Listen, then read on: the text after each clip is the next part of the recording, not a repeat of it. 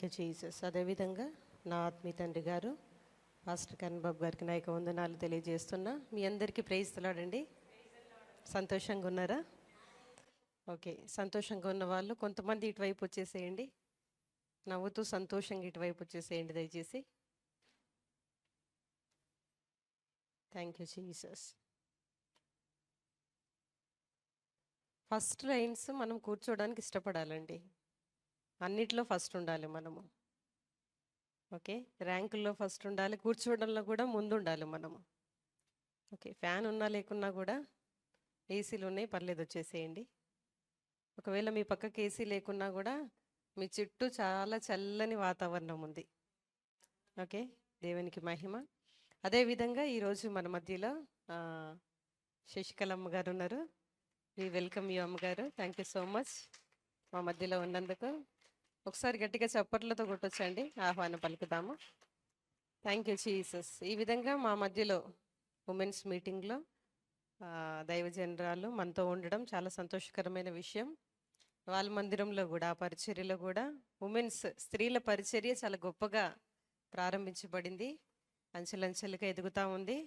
అందును బట్టి నేను గొప్పగా దేవుని ప్రభువుని గణపరుస్తున్నాను. ఇంకా చాలా అత్యున్నతమైన స్థానంలోకి అమ్మగారు వెళ్ళాలని నేను ఆశపడుతూ దీవిస్తున్నాను. Thank you Jesus. దేవునికి స్తోత్రం. మనము వాక్య భాగంలోనికి వెళ్దామండి. దేవునికి మహిమ. రైట్, మనం చూసుకుంటే ఆర్చరీ గురించి ఎంతమంది తెలుసండి? ఆర్చరీ విలువిద్య.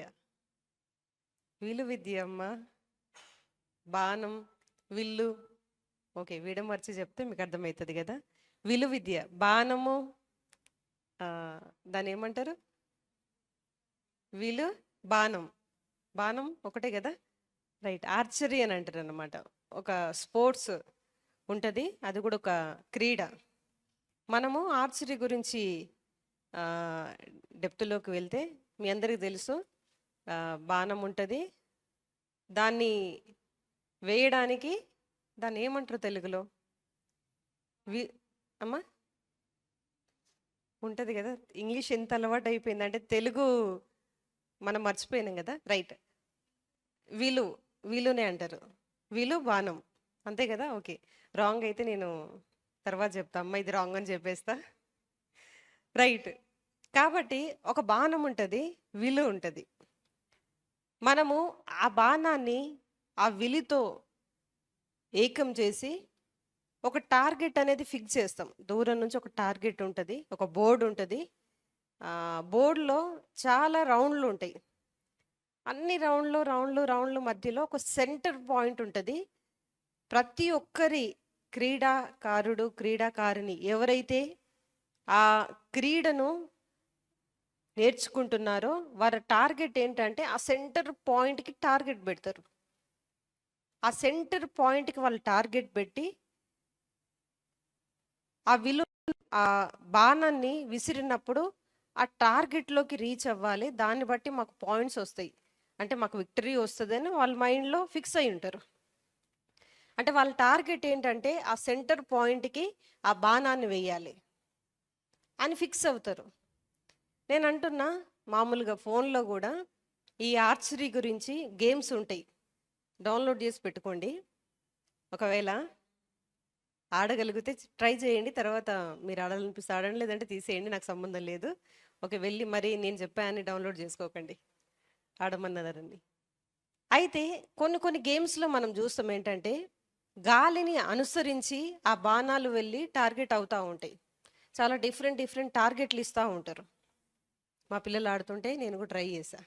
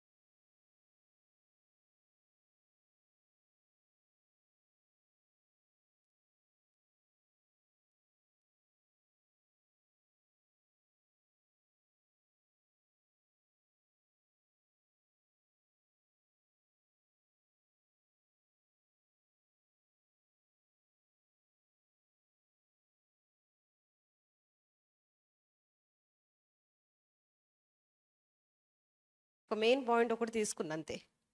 ఏంటంటే మన ఫోకస్ మీద మన దృష్టి ఉంచాలి. మన ఫోకస్ ఏంటి? మనము దేని మీద మన దృష్టి నిలుపుతున్నాము? మన దర్శనం ఏంటి? ఇవన్నీ విషయాలు కూడా మనం ఎరిగి ఉంటే చాలా ముందుకు వెళ్తామండి. నేను ఓకే. దేవుని కోసం ఎంతమంది ఫోకస్ కలిగి ఉన్నారు ఇక్కడ? నా టార్గెట్ ఇదే అన్న వాళ్ళు ఎంతమంది ఉన్నారు? దేవునికి స్తోత్రం. అయితే బైబిల్లో మనము ప్రతి మాట, ప్రతి అధ్యాయంలో చాలా సందర్భాల్లో మనము చూసుంటే మన గురి, మన గమ్యము, మన జీవితము, మనము దేవుని కోసం సృష్టింపబడ్డాము అని చాలా సందర్భాల్లో మనం చదివి ఉన్నాం, విన్నాం కూడా. ఏంటంటే దేవుని యొక్క ఆలోచనల కోసం, దేవుని చిత్తాన్ని, దేవుని వాక్యాన్ని నెరవేర్చడానికి, దేవుని సంతోషపెట్టడానికి మనం భూమి మీద ఉన్నాం. ఎంతమంది నమ్ముతారండి? నేను దేవుని సంతోషపెట్టడానికే ఉన్నా, దేవుని దుఃఖ పెట్టడానికి నేను లేను భూమి మీద. దేవుని సంతోషపెట్టడానికే నేను భూమి మీద ఉన్నా. Praise the Lord. నన్ను బట్టి నా తండ్రి ఎప్పుడు సంతోషపడతాడు అనేదే దేవుని యొక్క ప్రణాళిక మనుషుని పట్ల.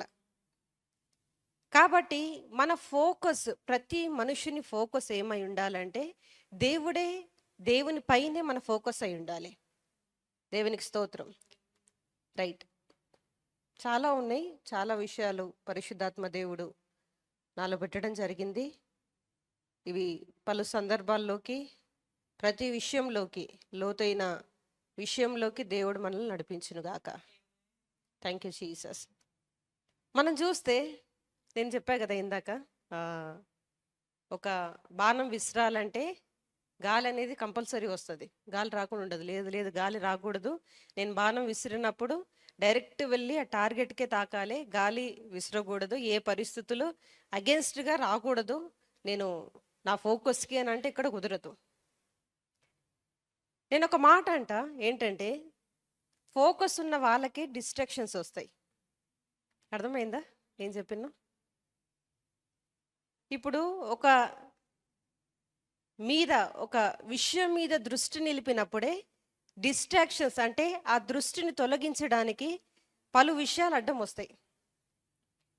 ఒక బ్లాక్ బోర్డ్ పైన నేను ఒక డాట్ పెట్టి మీకు చెప్పాను అనుకోండి, ఆ బ్లాక్ బోర్డ్ పైన ఆ డాట్ని చూడండి, ఇంక దేన్ని చూడకండి అని అంటే మీరు 1 నిమిషం 2 నిమిషాలు మాత్రమే సరిగ్గా చూడగలరు.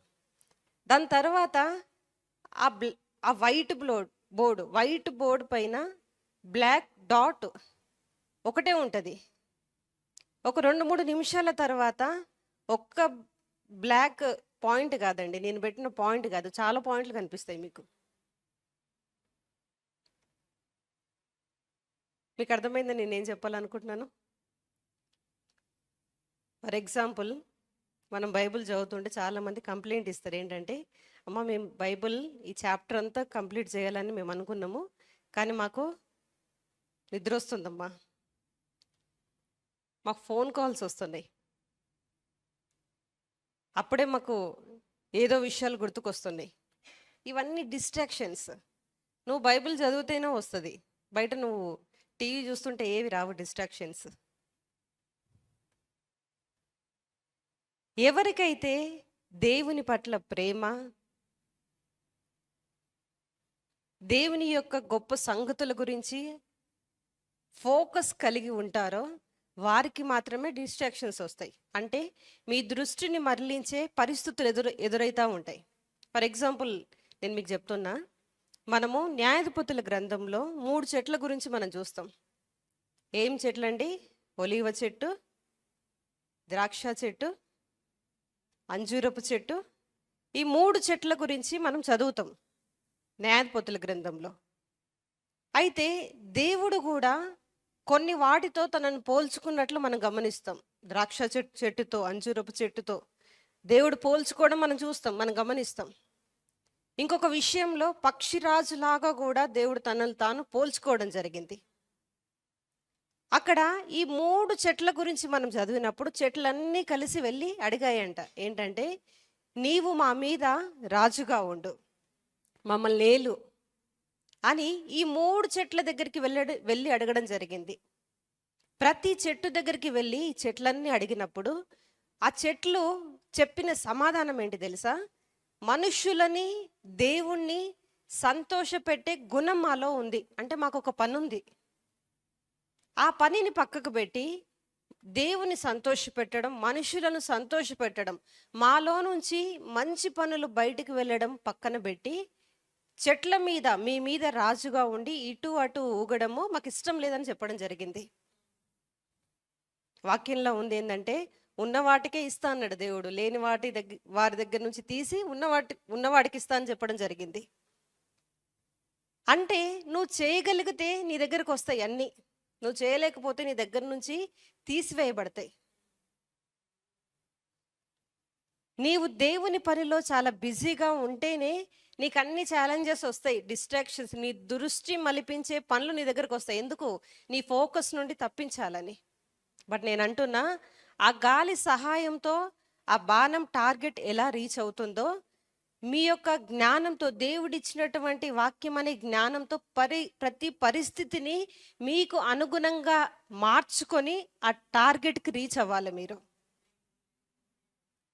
మీరు ఏది చేసినా కూడా అది సక్సెస్ అవుతుంది, సక్సెస్ అవ్వబడాలి.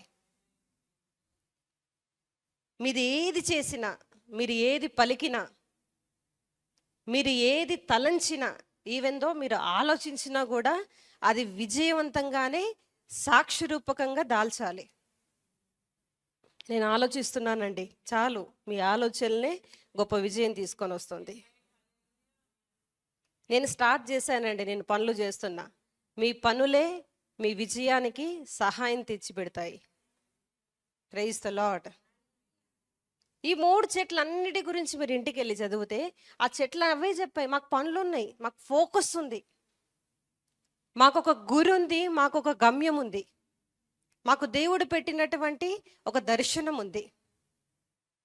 ఆ దర్శనంలో నుంచి నేను అంటున్న, రాజు అనేది చిన్న పోస్ట్ కాదు. చెట్లన్నిటికీ రాజు అంటే చాలా గొప్ప స్థానం. కానీ నీ ఫోకస్ కరెక్ట్గా ఉంటే, దేవుని మీద ఉంటే, ఈ లోకం యొక్క ఏ అధికారానికి నువ్వు లోబడవు. ఎందుకంటే అన్ని అధికారాలు నీ కింద ఉన్నాయి కాబట్టి. నీవు గొప్ప అధికారంలో జీవిస్తున్నావు. ఎలా తెలుసా? ఆయన రాజులకు రాజు అయితే నువ్వు రాజువి, నువ్వు రానివి. ఆ 3 చెట్లు లాస్ట్కి ఫోకస్ లేని వాళ్ళ దగ్గరికి డిస్ట్రాక్షన్స్ వస్తాయి. వచ్చినా కూడా రాకున్నా కూడా పర్వాలేదు, వాళ్ళే స్వతహాగా వెళ్ళి, దృష్టి లేదు కదా వాళ్ళకి, ఫోకస్ లేదు కదా. ఫోకస్ లేని వాళ్ళ దగ్గరికి తెచ్చుకొని అవసరం లేదు, ఆటోమేటిక్గా డిస్ట్రాక్షన్స్ అనేవి వచ్చేస్తాయి, వాళ్ళే తెచ్చుకొని పెట్టుకుంటారు. లాస్ట్కి ముళ్ళ చెట్టు దగ్గరికి వెళ్ళి అడిగినారంట, మీరు మాకు రాజుగా ఉండండి అని. అప్పుడు అది అన్నదంట, నేను ఫ్రీ బర్డ్ని, నాకు పని లేదు, పాట లేదు, మీరు నా దగ్గరకు వచ్చేసేయండి, లేదంటే మిమ్మల్ని, నాలో నుంచి అగ్ని వెళ్ళి మిమ్మల్ని కాల్ చేస్తుంది. కాబట్టి ప్రియ సహోదరి, నేను ఈరోజు మీకు చెప్తున్నా ఏంటంటే, మీకు ఫోకస్ ఉంటే ఆ ఫోకస్ నుంచి మరలించే చాలా విషయాలు మీ చుట్టూ చేరుతాయి. నేను అంటున్నా, ప్రభు అయిన యేసుక్రీస్తు నామంలో నేను పలుకుతున్నా, ఆ దృష్టి మరలించే ఆ పనులన్నీ మీకు ఒక గొప్ప సహాయంగా మారునుగాక. ఆ టార్గెట్కి మీరు టార్గెట్ హిట్ అవ్వడానికి అవన్నీ మీకు అనుసరించునుగాక, మీకు సహాయపడునుగాక అలాంటి పరిస్థితులు. Praise the lord. Thank you Jesus. చెప్పండి, నాకు ఫోకస్ ఉంది, నాకు ఫోకస్ ఉంది, నేను ఖాళీగా లేనండి. Praise the lord. మన దేవునికి పనుంది అని ఎంతమంది అనుకుంటారు మీరు? ప్రభు అయిన యేసుక్రీస్తుకి పనుంది అని ఎంతమంది అనుకుంటున్నారు? భూమి మీద వాక్యానికి పనుంది అని ఎంతమంది అనుకుంటున్నారు? అమ్మ, ఇప్పుడు అర్థమైందా మీకు? వాక్యమే దేవుడు. ఓకే, కాబట్టి మనం యేసుక్రీస్తు ప్రభువు భూమి మీదకి వచ్చిన తర్వాత ఆయన పరిచర్య చేయడానికి ఎక్కువ టైం పట్టలేదు. మనం చూస్తే 30 సంవత్సరాల తర్వాత ఆయన సేవా పరిచర్య స్టార్ట్ చేశాడని మనం పలు సందర్భాల్లో మనం విన్నాం. కాకపోతే ఒక సమయంలో ప్రతి సంవత్సరము పస్కా పండుగ ఆచరించడానికి దేవుని బిడ్డలందరూ కూడా సంవత్సరానికి ఒకసారి యెరూషలేముకి వెళ్ళడం, మందిరానికి వెళ్ళడం ఆనవాయితీ. ఒక సంవత్సరము దేవుని తల్లిదండ్రులు, దేవుడు కలిసి యెరూషలేముకి వెళ్ళడం జరిగింది. అప్పుడు ఆ టైంలో యేసుక్రీస్తు ప్రభు వారికి 12 సంవత్సరాలు అనుకుంటా, నాకు తెలిసి 12 years. బాలుడైనా ఆయన చిన్నవాడు కాదు, ఆయన దేవుడు. ఓకే, కాబట్టి ఆ 12 years అప్పుడు యెరూషలేముకు వెళ్ళినప్పుడు యథావిధంగా ఆ దినములు ఆచరించడం, దాని తర్వాత తిరిగి తల్లిదండ్రులు వెళ్ళిపోవడం జరిగింది. వెళ్ళిపోయిన తర్వాత వీళ్ళు అనుకున్నారు యేసుక్రీస్తు ప్రభువు కూడా మాతో పాటే ఉన్నాడు, నా కొడుకు నాతో పాటే ఉన్నారు అని వాళ్ళు అనుకొని వెళ్ళిపోవడం జరిగింది. ఒక రోజు తర్వాత వాళ్ళకి అర్థమైంది ఏంటంటే వారితో పాటు కుమారుడు లేడని. అది తెలుసుకొని అందరిని అడిగినారు, తెలిసిన వాళ్ళని, బంధువుల్ని, వాళ్ళతో ఉన్న వాళ్ళందరిని అడిగినప్పుడు, ఆచూకీ అడిగినప్పుడు లేడని అర్థమై తిరిగి మళ్ళీ రావడం జరిగింది. వచ్చి వెతుకుతున్నప్పుడు 3వ దినమున యేసుక్రీస్తు ప్రభువారు ఎక్కడ అంటే దేవాలయంలో బోధకుల మధ్యన, దేవునికి స్తోత్రం, ఎక్కడ కూర్చుండో తెలుసా? బోధకుల మధ్యలో కూర్చోండి వాళ్ళు చెప్పే విషయాలు వింటా ఉన్నాడు. విని వాళ్ళ క్వశ్చన్స్ వేస్తుండట, తిరిగి క్వశ్చన్స్ వేస్తున్నాడు. క్వశ్చన్స్ వేస్తుంటే ఆ బాలుని జ్ఞానాన్ని వాళ్ళు చూసి, వాళ్ళ నోటి మాటలు ఇవన్నీ గ్రహించి అడిగే క్వశ్చన్లు చూసి ఆశ్చర్యపోయారంట. నాట్ వాళ్ళు, అక్కడ ఉన్న బోధకులు మాత్రమే కాదు, అక్కడ నిలబడినటువంటి తల్లిదండ్రులు కూడా ఆశ్చర్యపోయారంట. ఆశ్చర్యపోయి ఉన్నప్పుడు తల్లి వెళ్ళి అడిగిందంట, అయ్యా మేము ఇంత బాధపడుతున్నాం, తండ్రి మీ నాన్న ఎంత బాధపడుతుండో తెలుసా, నేను ఎలా బాధపడుతుందో తెలుసా, ఇట్లా చెయ్యొద్దు కదా అని అడుగుతున్నట్టు. అప్పుడు దేవుడు అన్నాడంట, నన్ను మీరు ఎందుకు వెతుకుతున్నారు? నేను నా తండ్రి పని చేయడానికి నేను ఈ లోకానికి రావడం జరిగింది. నా ఫోకస్ వేరే. Praise the Lord. నేను ఈ భూమి మీదకి వచ్చినటువంటి పని వేరే, మీరు అనుకుంటున్న పని కాదు. మీరు అనుకుంటున్నారు సంవత్సరానికి ఒకసారి వచ్చి వెళ్ళాలి, అయిపోయిందని అనుకుంటున్నారు. కానీ నేను సంవత్సరానికి వచ్చి వెళ్ళడానికి కాదు. ప్రధాన యాజకుడు ఒక్కసారి మాత్రమే ఆ బలి, ఆ రక్తాన్ని తీసుకొని లోపలికి వెళ్ళాలి, అతి పరిశుద్ధ స్థలంలోకి వెళ్తాడు. అది సంవత్సరానికి ఒకసారి జరుగుతుంది. ప్రధాన యాజకుడికి మాత్రమే ఆ యొక్క అధికారం ఉంది, అధికారం ఇవ్వబడింది. అది కూడా ఒక తాడు కట్టి ఆ ప్రధాన యాజకుడిని లోపలికి పంపిస్తూ ఉంటారు. ప్రతిరోజు పరిశుద్ధ స్థలంలోకి యాజకులకు ఎంట్రీ అయ్యే ఆస్కారం ఉంది. కానీ సంవత్సరానికి ఒకసారి మాత్రమే ప్రధాన యాజకుడికి లోపలికి వెళ్ళాలి. ఆ రక్తాన్ని స్వీకరిస్తే తిరిగి క్షేమంగా వస్తాడు, లేదా అటు ఇటు అయిందనుకో అక్కడే చనిపోతాడు ప్రధాన యాజకుడు. అప్పుడు వాళ్ళు సమయం ఎక్కువైందని గ్రహించి ఆ తాడుబట్టి లాగుతారు బయటికి. జకర్యా విషయంలో కూడా చాలాసేపు బయటికి రాకుంటే అదే చింతించారు బయట చాలా మంది మనుషులు, జనాలు, భక్తులందరూ. అలా సంవత్సరానికి ఒక్కసారి వెళ్ళడానికి నేను భూమి మీదకి రాలేదు. ఒక్కసారే ఆ బలిని, ఆ రక్తాన్ని లోపలికి తీసుకువెళ్ళడానికి, మనుష్యుల యొక్క పాపంను విడిపించడానికి నేను భూమి మీదకి రావడం జరిగింది. మీలాగా నేను ఇది ఒక ఆచారంలాగా, ఒక క్రమంలాగా రాలేదు ఇక్కడికి. నేను వచ్చిన పని వేరే. అక్కడ ఉంటుంది ఫాదర్స్ బిజినెస్. NIV వర్షంలో చూస్తే మనకి, ఇంగ్లీష్ వర్షన్లో ఉంటుంది ఇది ఫాదర్స్ బిజినెస్. దేవుని పని మీద నేను ఈ భూమి మీదకి రావడం జరిగింది. ఆయన మీరేలా నన్ను వెతుకుచుంటిరి, నేను నా తండ్రి పనుల మీద ఉండవలనని మీరెరుగరా అని వారితో చెప్పాను. కింద NIV పెట్టండి, రైట్. కింగ్ జేమ్స్ KJVలో కూడా ఉంది, అబౌట్ మై ఫాదర్స్ బిజినెస్. నేను నా తండ్రి పని మీద ఇక్కడికి వచ్చా. నాకు ఎన్ని సంవత్సరాలు అనేది కాదు, నేను చిన్నవాడినా పెద్దవాడినా కాదు. అపోస్తులు భూమి మీద దేవునితో పాటు తిరిగిన వాళ్ళు, కార్యాలు చేసిన వాళ్ళు ఎంతమంది? 12 మంది శిష్యులు దేవునితో పాటే ఉన్నవాళ్ళు. కాకపోతే దేవుని దగ్గర లేడు. ఎవరు? అపోస్తులైన పౌలు. అయినప్పటికీ ఆయన అపోస్తులని పిలువబడడానికి మూల కారణమైంది ఏంటి తెలుసా? దేవుడిచ్చిన వాక్యం, అన్యజనులకు నీ ద్వారా సువార్త వెళ్తుంది. దేవునితో ఉన్న వాళ్ళకి ఒక గొప్ప గిఫ్ట్ ఇవ్వబడింది. ఏంటి తెలుసా? అన్యజనులకు సువార్త వెళ్ళడం అనే గిఫ్ట్ ఇవ్వబడింది. ఎవరికి? పేతురు గారికి. కానీ పేతురు గారు భయపడ్డాడు. ఏంటి? సుంకర్లు, పాపులు, యూదులు వాళ్ళతో సహవాసం చేయకూడదు అనే లోపల ఒకటి ఉండిపోయింది. అది అడ్డం వచ్చేసింది. దేవుడు స్పష్టంగా చూపించాడండి. ఏంటి తెలుసా?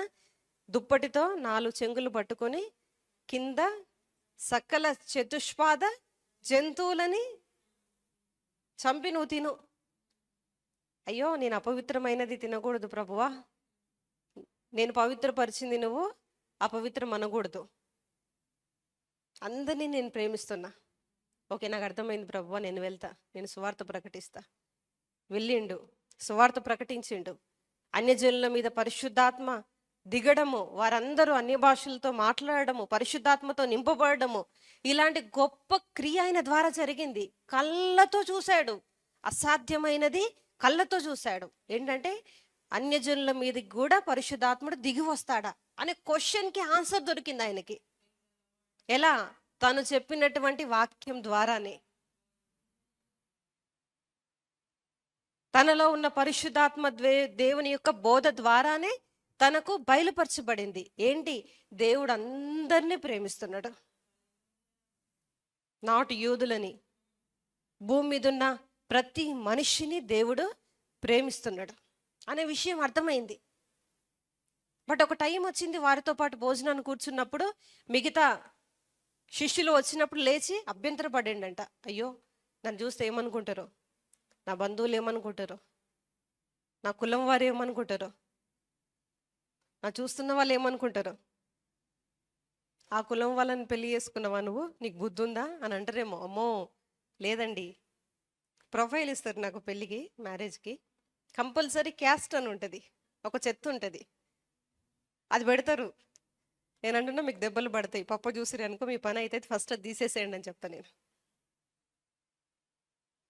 ఏమనుకుంటారో అండి, మా జనం ఏమనుకుంటారో, మా ఇంటి వాళ్ళు ఏమనుకుంటారో, మా కులం వాళ్ళు ఏమనుకుంటారో, మా ఇంటి పేరుంది, మా సడ్డకులు ఏమనుకుంటారో. పాత చెత్తవి వదిలేసేయండి, నూతన జీవితంలోకి మీరు ప్రవేశించారు. యూదుడని, గ్రీసు దేశస్థుడని, రోమీయుడని, బయటోడని, లేడోడని.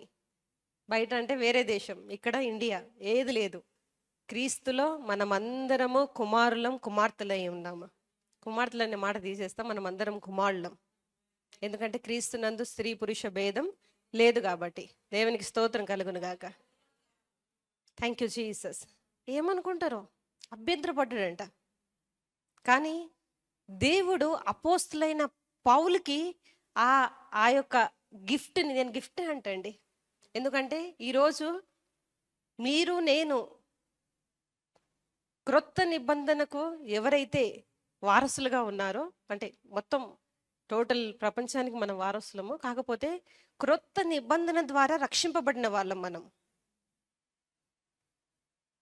అన్యజనులకు సువార్త వెళ్ళింది అంటే ఆ గిఫ్ట్ అపోస్తులైన పౌలు గారి ద్వారానే వెళ్ళింది. పాప ఒక సందర్భంలో ఒక మెసేజ్ చెప్తూ ఒక మాట అన్నారు. ఏంటంటే పేతురు గారు చర్చి పెట్టారండి, అపోస్తులైన పౌలు గారు చర్చి పెట్టారు అనుకోండి. మీరు ఈ టైంలో మీరు ఏ చర్చికి వెళ్తారు? పేతురు గారు చర్చి పెట్టారమ్మా, అపోస్తులైన పౌలు గారు చర్చి పెట్టారు. ఇంకా చాలా కన్ఫ్యూజన్స్ ఉన్నాయి, వాటన్నీ నేను తీసేస్తా. ఇద్దరు పెట్టారు, ఏ చర్చికి వెళ్తారు మీరు? ఓకే, పౌలు గారి చర్చికి మీరు వెళ్తారు అమ్మా. ఎందుకు మీ పేతురు గారి చర్చికి ఎందుకు వెళ్ళారమ్మా? వెళ్తారా? ఓకే, ఎంతమంది సమ్మతిస్తారు? సిస్టర్ చెప్పిన దానికి ఎంతమంది సమ్మతిస్తారు? మళ్ళీ ఒకసారి చెప్పమ్మా.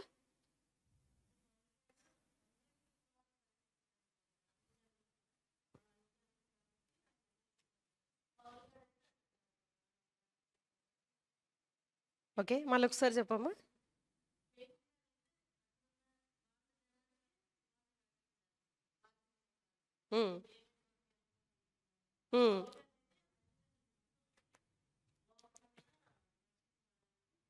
ఓకే, ఎంతమంది సంబంధిస్తారు? అది ఎంతమంది ఒప్పుకుంటారు? ఎంతమంది ఒప్పుకోరు? అమ్మాయి వీళ్ళు కష్టం. 2 పడవల మీద ఉన్న వాళ్ళు పడిపోతారు, నేను చెప్తున్నా. సిస్టర్ చెప్పిన దానికి ఎంతమంది ఒప్పుకుంటారండి? సరే అమ్మా, పోనీ ఒప్పుకొని వాళ్ళు ఎంతమంది? 1, 2, 3. మీరు 2 పడవలా?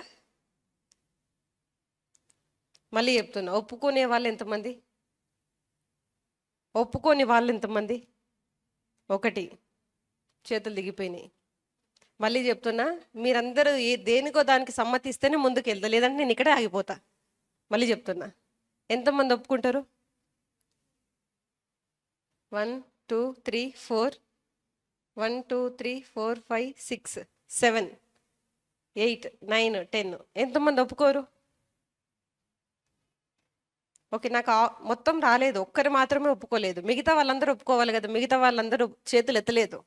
ఎంతమంది ఒప్పుకుంటారు? ఎత్తండి, పర్లేదు. 1, 2, 3, 4. మీరు 4 ఒప్పుకోరమ్మా? మెజారిటీ ఎక్కువ ఉంటే అక్కడ ఎత్తేస్తాను, ఎత్తేసింది. అర్థమైందా క్వశ్చన్? మళ్ళొకసారి చెప్పండి అమ్మా.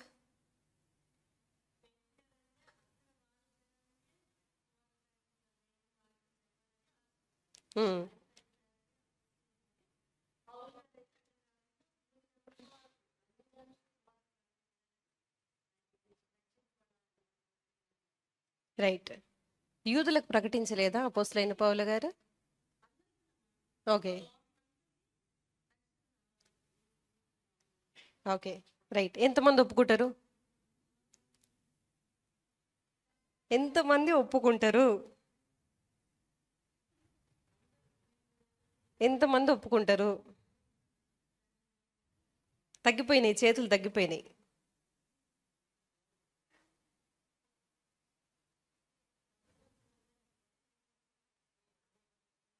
ఎంతమంది ఒప్పుకుంటారు? ఎంతమంది ఒప్పుకోరు? ఒక్కరు మాత్రమే చాలా కాన్ఫిడెంట్గా ఉన్నారు, మిగతా వాళ్ళందరూ అటు ఇటు అవుతున్నారు. ఓకే, మళ్ళీ చెప్తున్నాను, ఫైనల్, ఇంకా ఫైనల్. మళ్ళీ క్వశ్చన్ ఏను, ఎంతమంది ఒప్పుకుంటారు? ఇది ఫైనల్, ఫిక్స్, ఇంకా లాక్ ఏజ్ అయ్యి. ఎంతమంది ఒప్పుకుంటారు?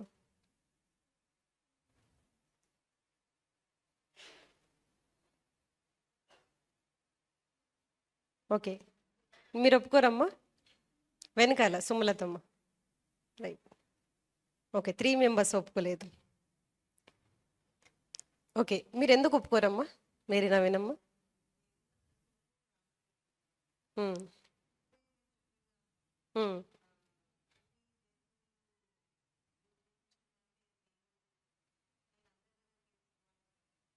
ఉమ్, ఉమ్. Okay, okay, right. నేను అంటున్నా, దేవమనమని నేను ఒప్పుకుంటున్నా.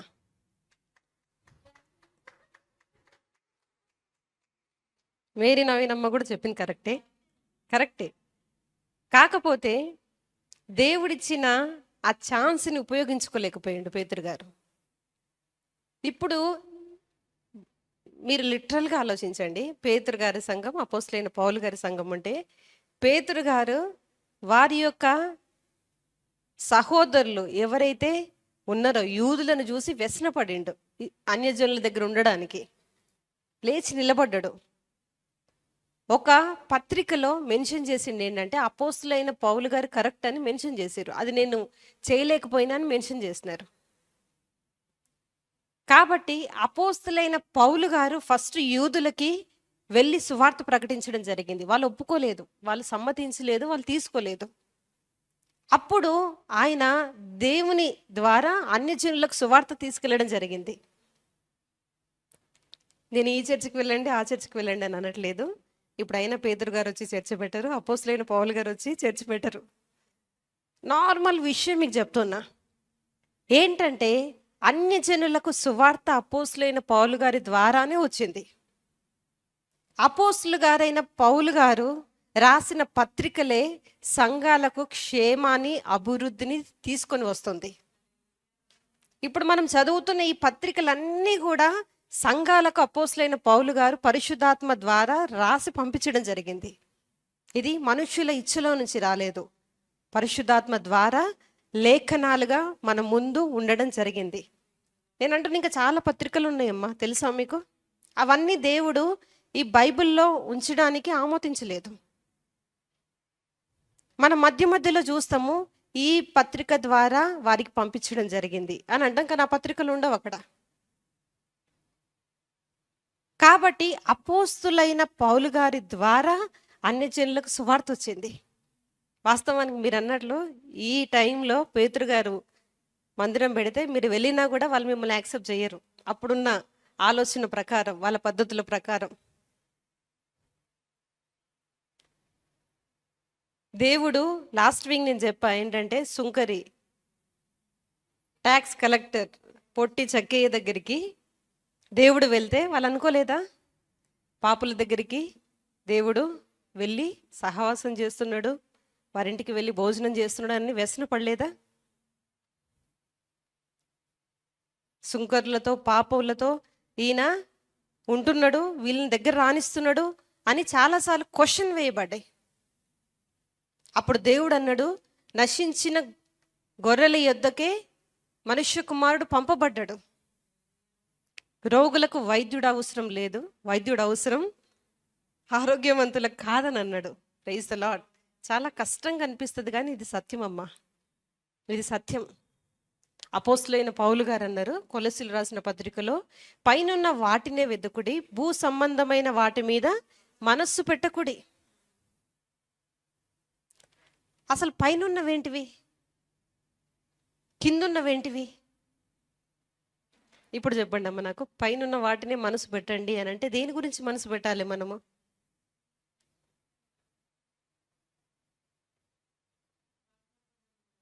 ఏంటివి అవి అమ్మా? చెప్పండి. ఆత్మ సంబంధమైన విషయాలు ఏంటివి అవి? వాక్యానుసారంగా జీవించడం, దేవుని ప్రేమతో అందరిని ప్రేమించడం. ఓకే. భూ సంబంధమైన విషయాలు అంటే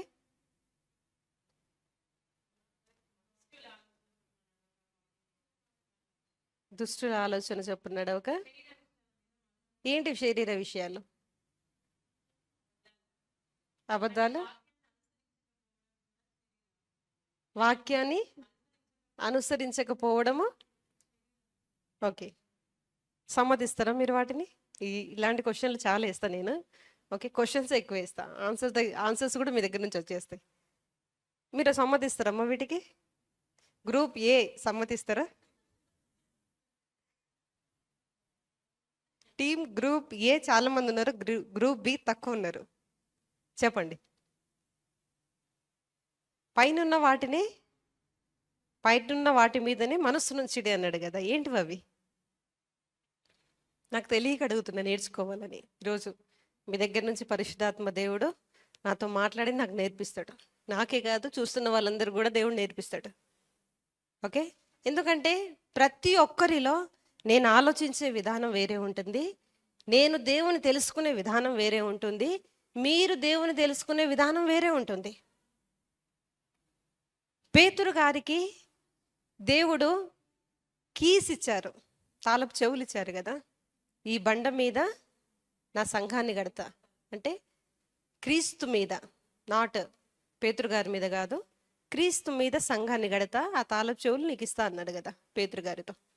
అట్ ద సేమ్ టైం అపోస్తులైన పౌలు గారిని కూడా దేవుడు అన్యజనులకి సువార్త ప్రకటించడానికి అపోస్తులుగా వాడుకోవడం జరిగింది. దేవునితో పాటు లేకున్నా కూడా అపోస్తులుగా పిలువబడడానికి, ఆ సంఖ్యలో చేర్చబడడానికి కారకుడుగా ఉన్నాడు అపోస్తులైన పౌలు గారు. అలాగే నేను అంటున్నా, ఒకవేళ నేను పేతురు గారిని అయి ఉండొచ్చు, మీరు అపోస్తులుగా పౌలు గారు అయి ఉండొచ్చు. నేను జయగ్రేస్ని అమ్మగారిని, మీరు ఓకే సుజాత అమ్మగారు. కాబట్టి నాతో దేవుడు విధానం వేరే ఉంటుంది, మాట్లాడే విధానం మీతో వేరే ఉంటుంది. చెప్పండి నాకు. పైనున్న వాటి మీదనే మనసు పెట్టుడి అని అంటే ఏంటిది? పైనున్నవేంటివి? దేవుని రాజ్యం ఏంటిది అది అమ్మా? రక్షణను కాపాడుకోవాలి. Very good. పరిశుద్ధాత్మ దేవుణ్ణి అనుసరించి నడవాలి. ఎక్కడున్నాడు పరిశుద్ధాత్మ దేవుడు? నీలో ఉన్నాడు. అంటే ఎట్లా చెప్తాడు పరిశుద్ధాత్ముడు నీకు? ఎట్లా నడుస్తావు నువ్వు చెప్పమ్మా? దేవుని వాక్యం ద్వారా నడుస్తావు. Okay, right. ఎవ్రీ టైం అలాగే చేస్తావమ్మా నువ్వు? Every time? Sometimes. ఎందుకు sometimes? Okay,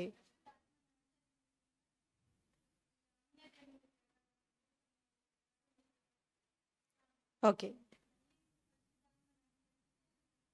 okay, right. పైన ఉన్నవంటే ఏంటి చెప్పండి నాకు? క్రీస్తు సింహాసనం పైన ఉన్నాడు. ఓకే, ఆయన ధ్యానించాలి. ఎలా? వాక్యం ద్వారా. ఓకే, పైన ఉన్నవి అని అంటే అవేనా? ఒకరు మధ్యలో అన్నారు అధికారం. పైన దేవుడు అన్నాడు కదమ్మా, పైన ఉంది, పరలోకంలో ఉంది, భూమి మీద ఉంది అధికారం అన్నాడు కదా. సర్వాధికారం మీకు ఇవ్వబడ్డదని అన్నారు. మరి పైన ఒకటే కాదు కదా మనకి, భూమి మీద కూడా అధికారం ఉంది కదా. అట్లా ఎట్లయితుంది మరి? ఓకే, చెప్పండి. పైన ఉన్నవి అంటే ఏమనుకుంటున్నారు మీరు? Thank you Jesus. రేఖేరే మేరే సఖరందరలా మరాసత. ఎస్, చెప్పండి. మీరేమనుకుంటున్నారు చెప్పండి. అపోస్తలుడైన పౌలు గారు ఎందుకన్నారు? మీరు పైన వాటి మీదనే మనస్సు పెట్టుడి, భూమి మీద ఉన్న వాటి మీద మీరు మనసు పెట్టకుడి అని అన్నారు కదా. నిత్య జీవం. నిత్య జీవం ఎక్కడుంది? పరలోకానికి వెళ్తాం. ఇంకెళ్ళలేదా మనము?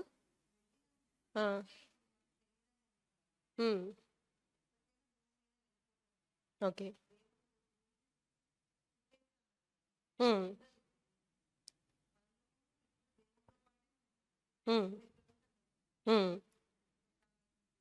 దేవుడు ఇప్పుడు మనలో ఉన్నాడు కదా. మంచి పనులు చేయడం, దేవునికి ఇష్టంగా ఉండడం. Very good. దేవునికి ఎలా ఇష్టంగా ఉండొచ్చు మనము? మనుషుల రక్షణ. ఓకే, అందరి కోసం ప్రార్థన చేయడము, వాళ్ళు రక్షింపబడడానికి కారకులుగా ఉండడము. Okay,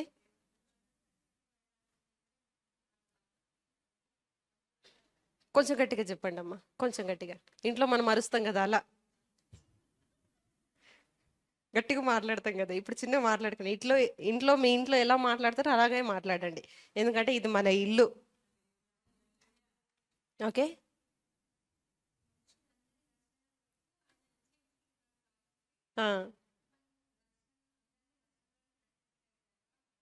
okay, right. మేరీ నవీనమ్మ కూడా ఈ పాయింట్లు చెప్పినారు. రక్షణ, మనుషులందరూ రక్షింపబడాలి అని. కరెక్ట్. అంటే ఈ లోక సంబంధమైనవి కాదు, అవి పరలోక సంబంధమైనవి. మధ్యలో ఎవరో దేవుని రాజ్యం అనే విషయం చెప్పినా, దేవుని రాజ్యం అనే విషయం మీరు చెప్పిరమ్మా. రైట్, దేవుని రాజ్యం. దేవుని రాజ్యం ఎక్కడుందమ్మా?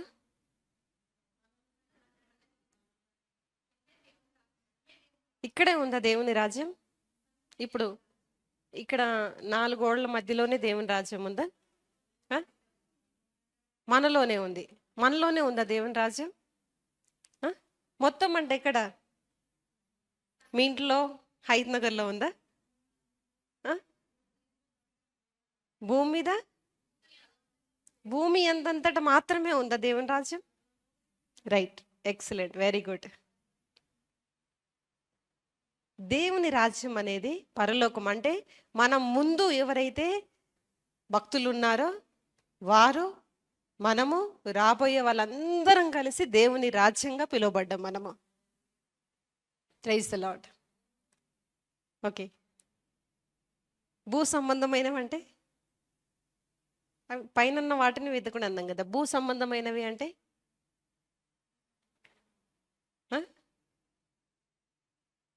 పర్లేదు, మీకు ఏం తెలుస్తుంది చెప్పండి. కుల మతము, లింగ భేదం అంటే స్త్రీ పురుష భేదం. రైట్. ఇంకా మీరు పాటిస్తున్నారా? ఒక నిమిషం, మీరు ఇవన్నీ పాటించట్లేదా? అందరితో ఉన్న మన రైట్. నేను ఆ పాయింట్ మాట్లాడలేదు. మనం ఇక్కడ కుల మతము స్త్రీ పురుష అన్నాం. ఆ మ్యాటర్ మనం దాని విషయంలోకి అసలు వెళ్ళకూడదు. ఎందుకంటే వాళ్ళు కూడా రక్షింపబడాలి కాబట్టి మనం వాటి గురించి నెగిటివ్ మాట్లాడకూడదు. ఈ లోక సంబంధం ఏంటిది? ఈ లోక సంబంధమైనవి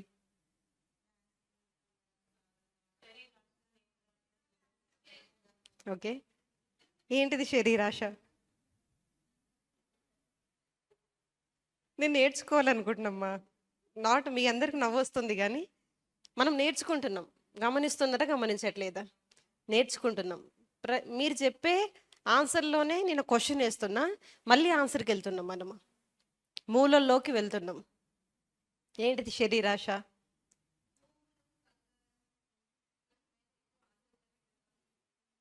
మరి మీకు ఉండొద్దు కదా, ఎందుకు వేసుకున్నారు? మీరు బంగారం వేసుకున్నారు, మీరు ఇల్లు కొనాలని ఆశ ఉంది, మీకు ప్రార్థన చేస్తున్నారు, మరి ఉండొద్దు కదా. ఇప్పుడు సహోదరి చెప్పినట్లు అవన్నీ మనకు ఉండొద్దు కదా. మీకు భూములు ఉండొద్దు, మీకు ఆస్తులు ఉండొద్దు, మీ మెడ మీద బంగారం ఉండదు, తీసేసేయండి అమ్మ ఎవరైనా కదా. నేను కరెక్టే చెప్పా కదమ్మా. మనమే చెప్తున్నాం అన్నీ, మనకు తెలిసి తెలియని జ్ఞానంతో మాట్లాడేస్తున్నాం, ప్రార్థనలు చేసేస్తున్నాం.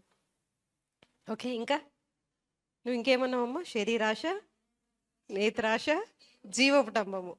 చెప్పు, అవంటే ఏంటమ్మా? నేత్రాశ అంటే ఏంటి? అల్లడితో కూడిన ఆటపాటలు. ఇంకా నేత్రాశ చూసిందల్లా కావాలని అనుకోవడం. రైట్.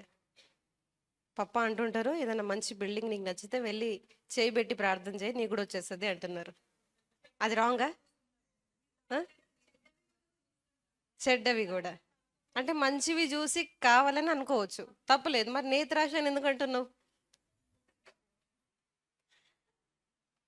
ఒక మంచి డ్రెస్ రోడ్డు మీద వెళ్తా ఉంటే, విండో షాపింగ్ చేస్తుంటాం షాపింగ్ మాల్లో, ఆ బొమ్మ కట్టి పెడతారు, ఒక కలర్ శారీ కట్టి పెడతారు, మనకు నచ్చేస్తుంది, తెగ నచ్చేస్తుంది. డబ్బులు లేవు, దాచిపెట్టుకుంటాం, పాకెట్ మనీ అంతా దాచిపెట్టేసుకొని వెళ్ళి వాడితో గొడవాడతాం. ఆ శారీ వెళ్ళిపోయి ఉంటుంది, గొడవాడతాం. నేను నిన్న చూసా, ఆ శారీనే కావాలి నాకు, బొమ్మ కట్టి ఉండే ఆ కలరే కావాలి. అది రాంగా? అట్లయితే మీ బీరువాలో చాలా శారీస్ ఉన్నాయి, ఇష్టపడి తెచ్చుకున్నారు, అవన్నీ తీసి నాకు ఇచ్చేసేయండి, పేదలకు పనిచేస్తా. నా ఫేవరెట్ శారీ అండి. నేత్రాశ రాంగా? మరి అలాంటప్పుడు 3 యోహాను పత్రికలో, ప్రియుడా నీ ఆత్మ వర్ధిల్లుచున్న ప్రకారము నీవు అన్ని విషయాల్లో వర్ధిల్లుచు సౌఖ్యముగా ఉండవలనని ప్రార్థించుచున్నా. మరి దేవుడే అంటున్నాడు నువ్వు అన్ని విషయాల్లో వర్ధిల్లాలి. మీరు శరీరాశ అంటున్నారు కదా, ఆ శరీరంలోనే పరిశుద్ధాత్మ దేవుడు నివసించడానికి ఇష్టపడుతున్నాడు. ఆ శరీరమే పరిశుద్ధాత్మ దేవునికి ఆలయము. అంటే నీ శరీరాన్ని బాగా చూసుకోవడము నీ ధర్మము. ఇప్పుడు బంగారాలు వేసుకోవద్దు, నచ్చిందల్లా ఇష్టపడద్దు, ఇవన్నీ ఎక్కడ లేవు. అవన్నీ రాంగ్గా విన్నాం, రాంగ్గా చదివినాం, కాబట్టి అన్నీ రాంగ్ అనుకుంటున్నాం. Thank you Jesus. బంగారాలు వద్దు వద్దు అని అంటున్నాము, పైన మనము బంగారం వీధుల్లో నడుస్తామంట. బంగారం ఉండడం తప్పు కాదు, ఆస్తులు ఉండడం తప్పు కాదు, ఓకే, ఐశ్వర్యవంతులుగా ఉండడం తప్పు కాదు. అవన్నీ దేనికి తెలుసా? దేవుని మహిమకు ఉండాలి అవన్నీ కూడా. మీరు దేవుని కోసం ధనవంతులుగా ఉండండి, ఆ ధనం మీ మీదకి ఎక్కొద్దు. అన్నీ ఉండాలి, అన్నీ మీ కింద ఉండాలి. అవి మీరు వాడుకోవాలి, అవి మిమ్మల్ని వాడుకోకూడదు. Praise the lord.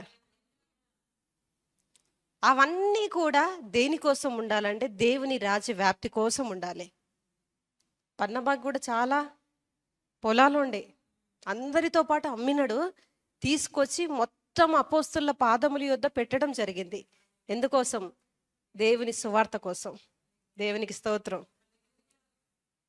అయ్య బాబోయ్, నెక్స్ట్ టైం ఇలాంటివి అనకండి. శరీరాశ, నేత్రాశ, జీవపు టంబం అట్లాంటప్పుడు మీ ఇంట్లో ఏవి కూడా ఉండకూడదండి.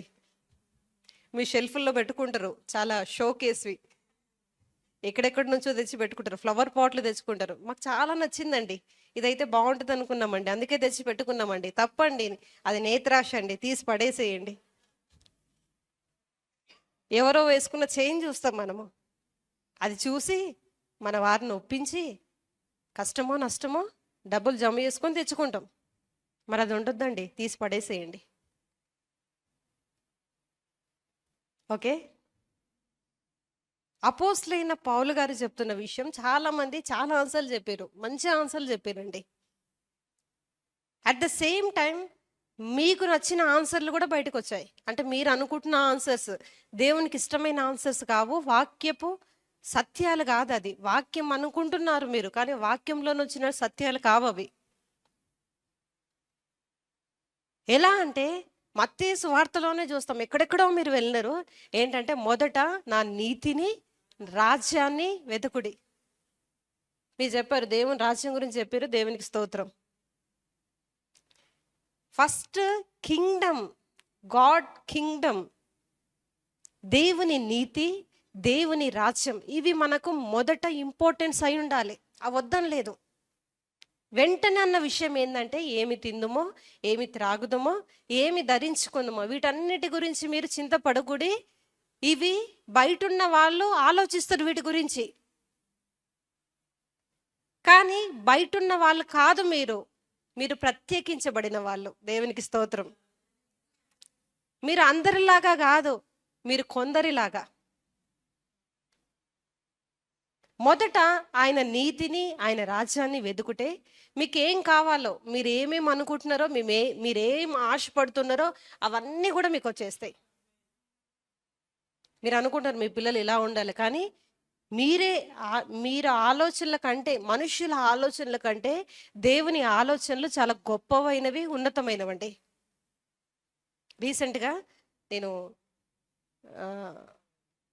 రీసెంట్గా మన మందిరంలో ఇద్దరు బిడ్డల గురించి మీకు తెలుసు. 30 నైట్ ఫాస్టింగ్ ప్రేయర్స్లో ఉండాలనే ఉద్దేశంతో జాబులు పక్కకు పెట్టి వచ్చేసారు మన ప్రియ సహోదరులు ఇద్దరు. నేను అనుకున్న తర్వాత నేను కొన్ని గమనించిన తర్వాత వీళ్ళు ఎందుకు లేరు, వర్షిప్ మినిస్ట్రేషన్ టీంలో ఎందుకు లేరు అని చాలా బాధ అనిపించి కోపం వచ్చింది నాకు. ఎందుకు కరెక్ట్ టైంకి ఆ రోజు స్టేజ్ మీద లేరు వాళ్ళు. కానీ వాస్తవానికి దాని తర్వాత నాకు తెలిసిన విషయం ఏంటంటే వాళ్ళ జాబులు పోయినాయి, తీసేసినారు, జాబులు వెళ్ళిపోయినాయి. ఆ టెన్షన్లో వాళ్ళు ఎక్కలేదు. కానీ ఇంకొక మాట నాకు చాలా లోపల ఆలోచన కలిగింది. అట్లాంటి న్యూస్ వచ్చినప్పుడు ఇంకా వాళ్ళన్నిటిని పక్కకు పెట్టేసి స్టేజ్ పైన వచ్చి నిలబడి ఉంటే ఇంకా చాలా బాగుండేది అనిపించింది నాకు. ఎందుకు, మీ ఫోకస్ వేరే కదమ్మా, కదా. అట్లా నిలబడి ఉంటే మీరు అపవాదిని ఎదిరించిన వాళ్ళు అవుదురు. అయినప్పటికీ నేను పలుకుతున్న ప్రభువైన యేసుక్రీస్తు నామంలో మీరే 100 మందికి జాబ్ ఇచ్చే గొప్ప బిజినెస్లు పెట్టుదురుగాక. ఎవరెవరైతే ఆమెనన్నారో చేతులు ఎత్తారో మీరు కూడా అట్లాంటి స్థాయిలో ఉందురుగాక. ఎవరైతే పెట్టలేదో మీరే ఒకరి కింద ఉద్యోగం చేదురుగాక. 100 మందికి ఉద్యోగం ఇచ్చే స్థాయిలో మీరుందురుగాక. Praise the lord. Thank you Jesus. Right, ముందుకు వెళ్దాము. ఒక వచనం చదువుకుందాం మనము. Right, thank you Jesus. ఇది నేను చెప్పిన విషయం కొలొస్సీలకు రాసిన పత్రిక 3వ అధ్యాయం 2వ వచనంలో ఉంది, రాసి పెట్టుకోండి అంతే. రైట్, మనం ముందుకు వెళ్తే ఏలియా గారి గురించి ఎంతమంది తెలుసండి? ఈరోజు కొంచెం టీచింగ్ లాగానే అవుతుంది, చాలా మెలుగుగా ఉండండి, క్వశ్చన్స్ చాలా వేస్తాను. ఏలియా గారు ఎంతమందికి తెలుసు? ఆయన ఎక్కడి నుంచి వచ్చిండండి? తిష్బీయుడు. ఓకే, ఎక్కడి నుంచి వచ్చిండు? తిష్బీయుడైన ఏలియా వచ్చి ఏం పలికిండు?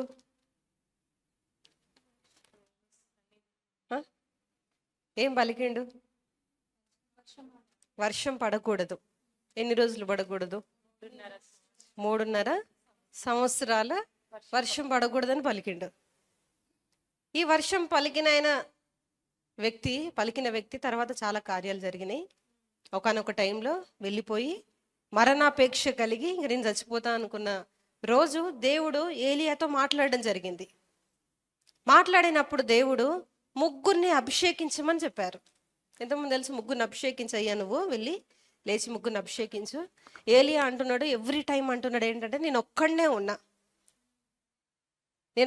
ఉన్నా బయలుకు మొక్కక, ఓకే, మీ వైపు నిలబడిన వ్యక్తిని నేను ఒక్కడనే ఉన్నా అని పలుకుతున్నప్పుడు దేవుడు ఏలియాతో మాట్లాడాలని, ఏలియాకు చూపించాలని అనుకొని ఒక విషయం చెప్పిండు. అంటే 3 అభిషేకించు.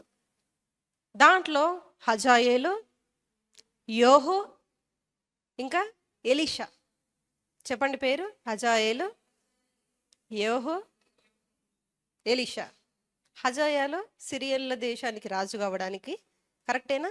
ఆ పాయింట్ చదువమ్మా. 1వ రాజులు 18వ అధ్యాయంలో ఉంటుంది. 18వ అధ్యాయమేనా? కాదు, రైట్, 19వ అధ్యాయం, రైట్. 15 అమ్మా, 15 వర్సెల్లో. అప్పుడు యెహోవా అతనికి సెలవిచ్చినది ఏమనగా, నీవు మరలి అరణ్య మార్గమున దమస్కునకు పోయి దానిలో ప్రవేశించి సిరియా దేశం మీద హజాయేలుకు పట్టాభిషేకం చేయము, ఇజ్రాయేలు దేశం మీద నింషి కుమారుడైన యోహుకు పట్టాభిషేకం చేయము, మారుగా ప్రవక్త యునుటకు ఆబేల్ మెహోలావాడైన షాపాతు కుమారుడైన ఎలీషాకు అభిషేకం చేయము. ఈ 3 అభిషేకం చేయమని చెప్పిండు. వండర్ఫుల్గా ఉంటుంది. మనం ఈ కొన్ని విషయాలే చదివి వదిలేస్తాము. ఈ 3 అభిషేకించమని చెప్పిన తర్వాత దేవుడు అన్నాడు, చదవని అవసరం లేదు, మీరు తర్వాత చదువుకోండి. అక్కడ ఉంది ఏంటంటే, హజాయేలు చేతిలో నుండి తప్పించుకున్న వాళ్ళు యోహు చేతికి వెళ్తారు, యోహు చంపేస్తాడు. యోహు చేతిలో నుండి తప్పించుకున్న వాళ్ళు ఎలీషా హతం చేస్తాడు. అంతవరకు చెప్పి, అంటే నేను ఒక్కొక్క టైంలో ఒకరిని ఎన్నుకోవడం జరిగింది, అంటే నా పని చేయడానికి. అంటే భూమి మీద ఉన్న నీవు, ఇక్కడైతే ఎవరెవరైతే స్త్రీలు ఇక్కడ ఇంతమంది ఉన్నారు కదా, ప్రతి ఒక్క స్త్రీకి ఒక పని ఇవ్వబడింది భూమి మీద. మీకు ఒక ఫోకస్ ఉంది. ఫోకస్ లేకుండా ఎవరు లేరండి. దేవుని పని ప్రతి ఒక్కరికి ఉంది. పని లేకుండా ఎవరు అనలేం భూమి మీద. ఏ మనిషి లేడు. మీ ఇంట్లో ఖాళీగా కూర్చున్న మీ కొడుకు ఉన్నాడు కదా, మీరు బాధపడుతున్నాడు. ఆ ఒక్క కొడుకు గురించి బాధపడుతున్నాడు. నేను అంటున్నా, ఆ ఒక్క కొడుక్కి, మీరు అనుకుంటున్నా పనికి రాడు అనుకుంటున్నా ఆ ఒక్క కొడుక్కి చాలా పని ఉంది. ఎంతమంది తెలుసా? నీవు నీ ప్రియమైన వాళ్ళు చేయలేని పని ఆ కుమారుడు ద్వారా దేవుడు చేయబోతున్నాడు. ప్రపంచాన్ని మార్చిపోతున్నాడు. ఒక సాక్ష్యం చెప్తా మీకు. నేను ఒక ఊరికి వెళ్ళా, నేను గ్రామానికి వెళ్ళా. ఒక శిల్పం పెట్టారండి రోడ్డు మీద. ఒక శిల్పం ఉంది, చనిపోయిన తర్వాత పెడతారు కదా విగ్రహం పెట్టారు. ఏంటంటే హ్యాండిక్యాప్డ్, పోలియో వచ్చి కాళ్ళు లేకుండా ఉంటారు కదా, అలాంటి ఒక శిల్పం ఉంది. హ్యాండిక్యాప్డ్ పర్సన్ శిల్పం బొమ్మ ఉంది. ఆ ఊరు సెంటర్లో, మండలంలో ఒక శిల్పం ఉంది. నేను అడిగా, అసలు ఈయనది ఎందుకు ఈ బొమ్మ పెట్టినారు, విగ్రహం పెట్టినారు, అసలు ఈయన ఏం చేసాడు? మామూలుగా మంచిగున్న మనుషులే గొప్ప గొప్ప పనులు చేయరు కదా, గొప్ప పనులు చేసే వాళ్ళే శిల్పాలు పెడతారు ఊర్లో, అది కూడా సెంటర్లో. మనం సిటీలో కూడా చూస్తాం, కొన్ని సిటీల్లో గొప్ప పనులు చేసేవాళ్ళు, మంచిగున్న వాళ్ళే గొప్ప పనులు చేయలేని సందర్భం కదా, ఏం చేసిండు అని అడిగితే, అయితే ఒకరు చెప్పిర్రు నాకు, ఆ ఊర్లో ఆ మండలంలోనే పుట్టి పెరిగిన కుటుంబం అంట. ఆ తల్లికి పుట్టిన పిల్లలందరూ కూడా ఫిజికలీ హ్యాండిక్యాప్డ్, పుట్టిన వాళ్ళందరూ కూడా అందరూ చూసి నవ్వేవాళ్ళంట. ఆ తల్లిని చూసి, నీ కొడుకులు పుట్టిరు కానీ దేనికి పనికిరారు, నువ్వు ఎందుకన్నావమ్మా అని అంటా ఉండేనంట. అప్పుడు ఆ తల్లి ఎప్పుడు పలికేదంటే ఏంటి తెలుసా? మీరు అంటున్నారు కానీ నా కొడుకు ఢిల్లీకి రాజవుతాడు అని పలుకుతా ఉండేనంట. ఆ నెగిటివ్ మాటలు పక్కెట్టేసి ఆమె ఒక్కటే అంటుండేనంట, ఢిల్లీకి రాజవుతాడు. ఇక్కడ కూడా కాదు, ఈ మా ఊరికి కాదు, మా మండలానికి కాదు, ఓకే, దేశానికే రాజు అవుతాడు, ఢిల్లీకే రాజు అవుతాడు. వాస్తవానికి ఆయన ఢిల్లీలో మెయిన్ పొలిటీషియన్గా గొప్ప పేరు తెచ్చుకున్నాడండి. ఎక్కడ లేడు, ఢిల్లీలో ఉండే, ఇప్పుడు చనిపోయినాడు. వాళ్ళందరూ చీప్గా చూసి ఇక్కడ మా కళ్ళ ముందు పెరిగే కొంటోడే కదా అని అనుకున్నారు, కానీ వాళ్ళకి అందలేనంత ఎత్తులు ఎదిగిపోయినాడు ఆయన. ఆ తల్లి పలికిన మాటల్ని చాలా ఛాలెంజింగ్గా ఫోకస్గా తీసుకున్నాడు.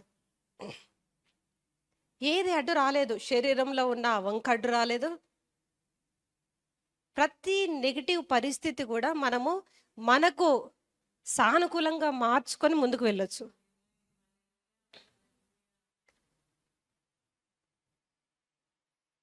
హజాయేలు చేతిలో నుండి తప్పించబడితే యోహు నుంచి ఎలీషాకు.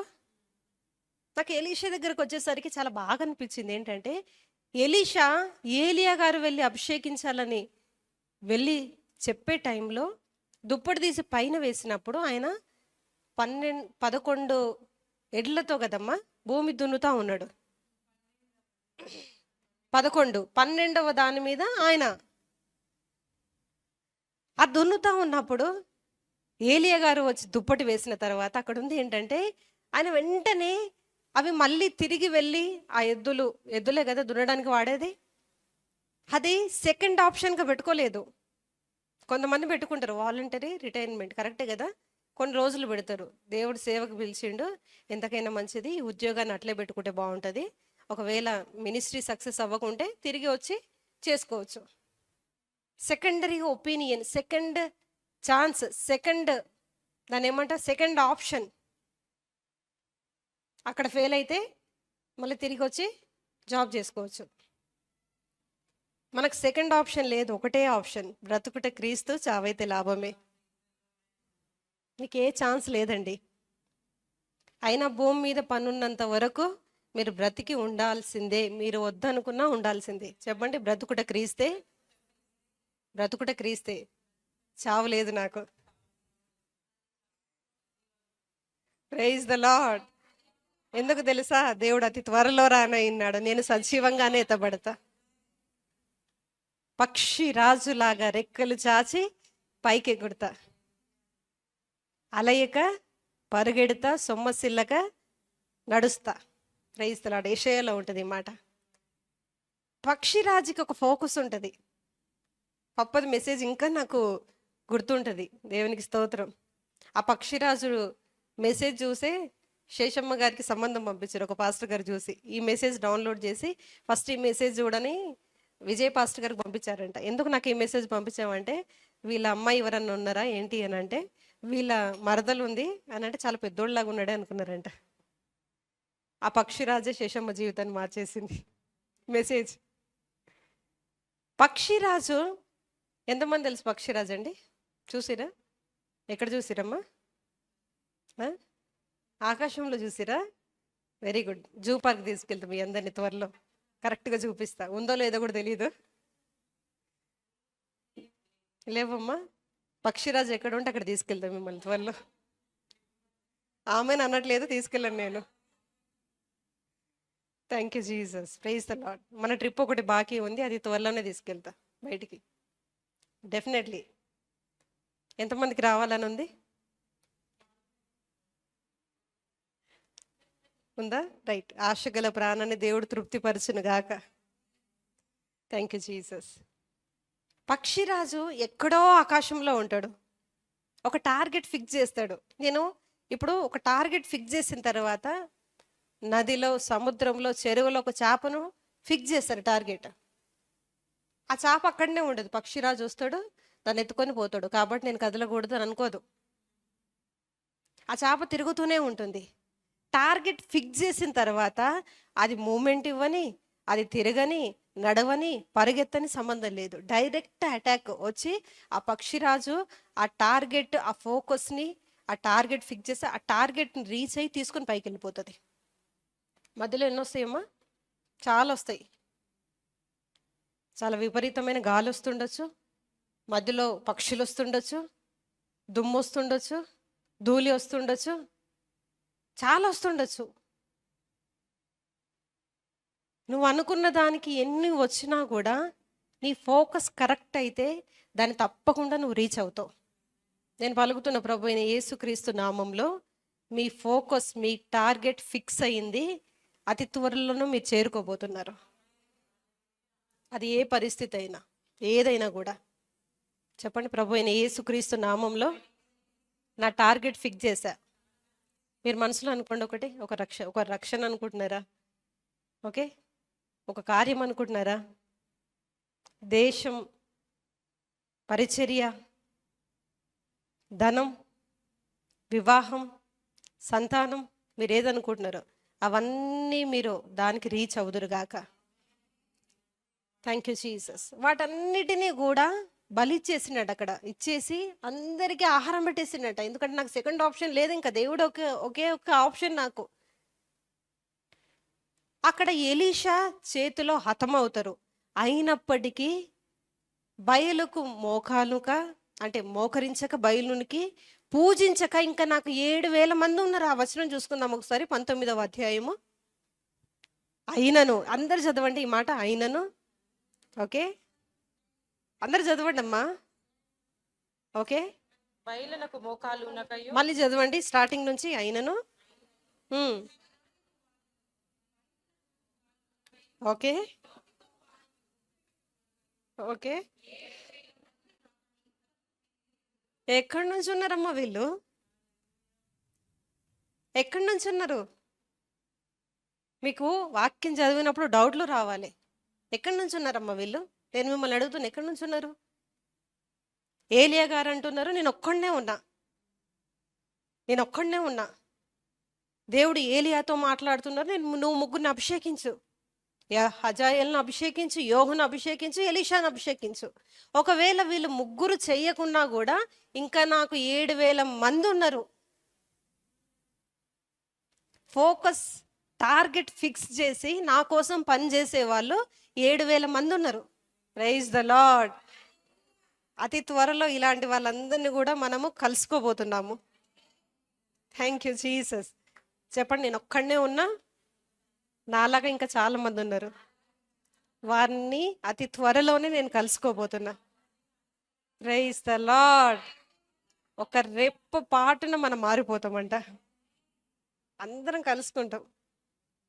Thank you Jesus. అసలు వీళ్ళందరూ ఎక్కడున్నారు మా? ఎక్కడున్నారమ్మా? ఎక్కడున్నారు అనుకుంటున్నారు మీరు? మనం చూసినామా ఇట్లాంటి వాళ్ళని? ఎక్కడన్నా చూసామా ఇట్లాంటి వాళ్ళని? ఏలియా టైంలో ఎప్పుడైనా చూసామా? ఎక్కడన్నా గుర్తుకొస్తుందా మీకు? ఎక్కడ ఉండొచ్చు అమ్మా? Very good. ఎవరా మాట అనేది?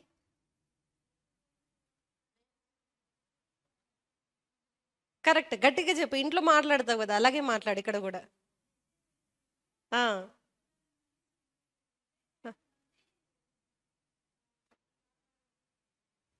కరెక్ట్, చెప్పు. ఎవరు కాపాడతారు? రైట్. ఒక చిన్న దృశ్యం మనం చూస్తాం. ఎక్కడంటే ఏలియా టైంలోనే చిన్న దృశ్యం చూస్తాం. ఎవరు అంటే ఓబద్య. ఈ ఓబద్య ఎవరు అనంటే ఆహాబు దగ్గర వాళ్ళ ఇంటిని చూసుకునే వ్యక్తి, ఇంటి పనులు, వాళ్ళకి కావాల్సినవి అన్నీ చూసుకునే వ్యక్తి ఓబద్య. యెజబెలు యెహోవా ప్రవక్తలందరినీ చంపిస్తున్న టైంలో ఓబద్య 50 మందిగా ఒక గుహలో దాచిపెట్టి 100 మందిని దాచిపెట్టిండండి. నేను పరిచర్య చేస్తున్నానండి, నేను పేద పాస్టర్ని, మాకేం లేదు, మాకు ఇబ్బందులు ఉన్నాయి, ఇరుకులు ఉన్నాయి, చాలా కష్టాలు ఉన్నాయని అంటారు కదా. మరి వీళ్ళని దేవుడు ఎట్లా పోషించిండు? వాక్యంలో 23వ కీర్తనలో ఉంది, మనము ఆశీర్వాదంలో పలుకుతాము, నా శత్రువుల ఎదుట నీవు నాకు భోజనము సిద్ధపరుచుదువు. ఎట్లా సిద్ధపరుస్తాడు? అక్కడ ఎందుకు దావీదు గారు కీర్తనలు అట్లా రాసిరు? నా శత్రువుల ఎదుట నీవు నాకు భోజనము సిద్ధపరచుదువు. నేను చెప్పే విధానం చూడండి, నేను ఏడ్చుకుంటూ చెప్పట్లేదు. నా శత్రువుల ఎదుట అంటే నేను అనుసరించి నేను నమ్మేదానికి వ్యతిరేకంగా ఉన్న వాళ్ళ ఎదుటనే నాకు నీవు విందు భోజనం పెడుతున్నావు. నాకు తక్కువ లేదు, నేను కొరతలో లేను, నాకు ఇబ్బందులు లేవు, నాకు శ్రమలు లేవు, నాకు అనారోగ్యం లేదు. ఎందుకు? నీవు నా శత్రువుల ఎదుట భోజనం సిద్ధపరచుదువు, నూనెతో నా తల అంటి ఉన్నావు, నా గిన్నె నిండి పొర్లుచున్నది. నాలోనే చాలా ఉంది, పొంగి పొర్లుతుందండి. నా చుట్టూ ఉన్న వాళ్ళందరూ తీసుకుంటున్నారు, నాలో నుంచి వచ్చే ఆ నూనెని తీసుకుంటున్నారు. ఎలీషా గారు అన్నారు కదా, నువ్వు అరువు తెచ్చుకోమ్మా, నా భర్త అప్పులు చేసి వెళ్ళిండయ్యా, నాకు ఇబ్బందులు ఉన్నాయి అని అంటే, నీ ఇంట్లో ఏముంది? నూనె ఉంది, ఎన్నంటే అన్ని అరువు తెచ్చేసుకో. ఎన్ని కొండలు తెచ్చుకుంటే ఎన్ని కొండలు తెచ్చుకున్నారో అన్ని కొండలు నిండాయండి. కొండలు లేవు అన్నప్పుడు ఆగిపోయిందంట. నా శత్రువుల ఎదుట నీవు నాకు భోజనము సిద్ధపరచుదువు. యెహోవా ప్రవక్తలు ఎక్కడున్నారో తెలుసా? ఆహాబు, యెజ్బేలు వాళ్ళ దగ్గర ఉన్నటువంటి ఓబద్య దగ్గరనే ఉండి వాళ్ళు తృప్తిగా పోషించబడుతున్నారంట. వాళ్ళకి ఏం కొరత లేదు. బయట అన్ని శ్రమ, కరువు, కానీ వీళ్ళకి మాత్రం విందు భోజనం. దేవునికి స్తోత్రం కలుగును గాక. ఎందుకు? నేను దేవుని బిడ్డను కాబట్టి. భూమికి ఆకాశానికి సృష్టికర్త అయినటువంటి కుమార్తెని కాబట్టి, కుమారుని కాబట్టి నేను, నాకు అనిపిస్తూ ఉంటుంది. ఓబద్య ఒక్కసారి ఆలోచించండి, తనున్నాడు ఎక్కడ దేవుని ద్వేషించి దేవుని ప్రవక్తల్ని హింసించే చోటు ఉన్నాడు. ఈయన మాత్రం చాలా దర్జాగా వెళ్ళి రక్షిస్తున్నాడంట. ఎట్లా రక్షిస్తున్నాడండి? అయ్యో, నాకు అవకాశం లేదండి సేవ్ చేయడానికి, ఆపర్చునిటీ రావట్లేదు, నన్ను ఎవ్వరు ముందుకు పిలవట్లేదు, ఎవరు పిలవని అవసరం లేదు. ఆపర్చునిటీని నువ్వే క్రియేట్ చేసుకోవాలి, గ్రాస్ప్ చేసుకోవాలి, లాక్కోవాలి. తెలుసా అండి? లాక్కోవాలి. అసాధ్యం అన్న చోట నువ్వు సాధ్యం చేసుకోవాలి. ఓబద్య అలాగే చేసుకున్నాడు. ఉన్నాడు, యజమానికి నమ్మకంగా జీవిస్తున్నాడు. అట్ ద సేమ్ టైం దేవునికి భయభక్తులు కలిగి యెహోవా ప్రవక్తల్ని సేవ్ చేస్తున్నాడు. తన ఫోకస్ అది. ఫోకస్ నుంచి వేరు కాలేదు. యజమానుడు ఫోకస్ ఉంది, దేవుని ప్రవక్తల్ని రక్షించాలనే ఫోకస్ ఉంది. అట్ ద సేమ్ టైం భయం కూడా ఉంది కదా, చెప్పాలంటే పక్కకే ఉంటాడు 24 గంటలు. ఆహాబు ఉన్నాడు, యెజబేలు ఉంది, తనకి ఏమన్నా అవుతుందేమో, తన ప్రాణానికి నష్టం కలుగుతుందేమో, ఇట్లాంటివన్నీ కూడా చుట్టూ ఉన్నాయి డిస్ట్రాక్ట్ చేయడానికి తన ఫోకస్ నుంచి. బట్ ఏది కూడా దృష్టిని మరణించలేకపోయింది. నేను అన్నా కదా, గాలిని కూడా వాడుకోవచ్చు అని. ఈ అయ్యగారు చంపేస్తుండే కదా. ఎస్, ఇదే నాకు కరెక్ట్ టైం, యెహోవా ప్రవక్తలను నేను దాచిపెట్టి దేవుని కోసం, దేవుని దృష్టిలో నేను మంచి పేరు తెచ్చుకోవచ్చు అనుకున్నాడు. అందరూ చేసినప్పుడు చేయడం కాదు, ఎవ్వరు చేయనప్పుడు నువ్వు చేస్తే నువ్వు ధన్యురాలివి. బలా నమ్మకమైన మంచి దాసుడా, నువ్వు చిన్నవాటిలో నమ్మకంగా ఉన్నావు కాబట్టి నేను గొప్ప వాటిని ఇస్తా అంటాడు దేవుడు. Thank you Jesus, praise the Lord. ఆయన అదే అన్నాడు, వాడుకున్నాడు. తెలుసా, నేను 100 మందిని ప్రవక్తలు నేను కాపాడుతున్నానయ్యా. అయ్యగారు, ఏలియా గారు తెలుసా మీకు అన్నాడు. నాకు తెలుసు. దేవునికి స్తోత్రం. Thank you Jesus. మీ దృష్టి నుంచి ఏది మరలిస్తుందమ్మా? మీ ఫోకస్ నుంచి ఏది మరలిస్తుంది మిమ్మల్ని? మీ కుటుంబమా, మీ అప్పులా, మీ బాధలా, లేదా మీకు వచ్చే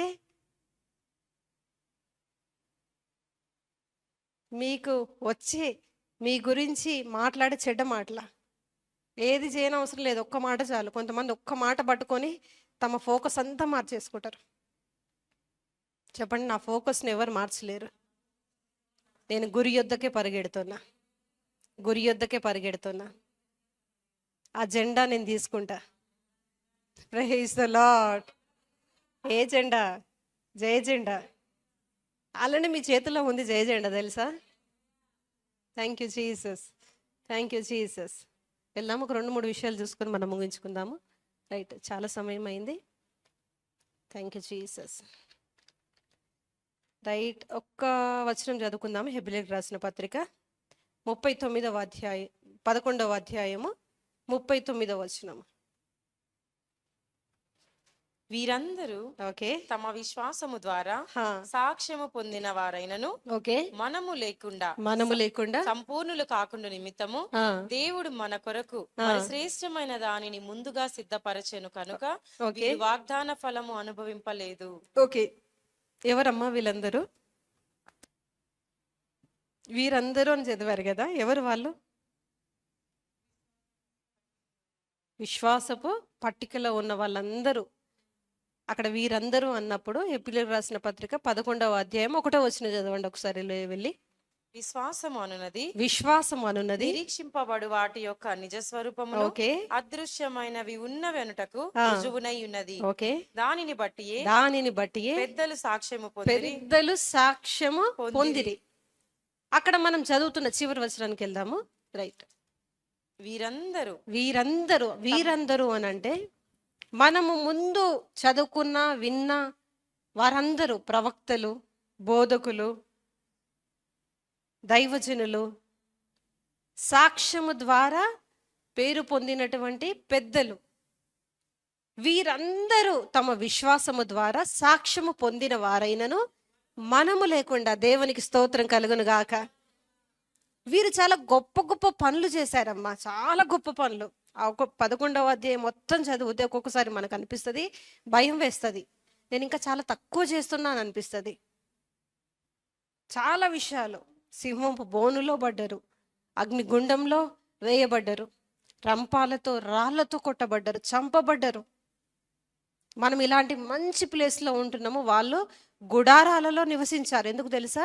రాబోయే దేవుని దగ్గరకు చేరబోయే ఆ వాగ్దాన ఫలం గొప్పదని నమ్మిరు. వాళ్ళు పరదేశులుగా బ్రతికారు. అలా గొప్ప పనులు చేసిన వాళ్ళందరూ కూడా విశ్వాసం ద్వారా సాక్ష్యము పొందిన వారైనను మనము లేకుండా, చెప్పండి, నేను లేకుండా కంప్లీట్ అవ్వదు. దేవునికి స్తోత్రం కలుగునుగా. అలాంటి ప్లేస్లో మనం ఉన్నాం, మంచి బెస్ట్ ప్లేస్లో ఉన్నామండి. ఎవరెవరైతే గొప్ప పనులు చేశారో, మన కోసం మార్గం సిద్ధపరిచారో, ఆ మార్గంలో మనం నడుస్తున్నాం.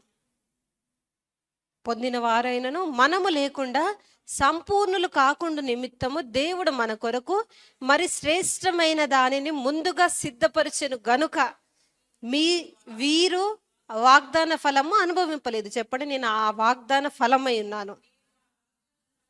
Thank you Jesus, praise the Lord. చివరిగా నేను యోసేపు గారి గురించి కొన్ని విషయాలు మాట్లాడి ముగిస్తా. యోసేపు ఎన్నో కుమారుడు అండి? ఎన్నో కుమారుడు? 11. ఎంతమంది సమ్మతిస్తారు? 1 2 3. కొంచెం గట్టిగా ఎత్తండి. కరెక్టేనా? 1 2 3 4 5 6 7. ఓకే. ఎంతమంది సమ్మతించరు? యోసేపు ఎన్నో కుమారుడు? 11. ఎంతమంది సమ్మతిస్తారు? ఎంతమంది సమ్మతించరు?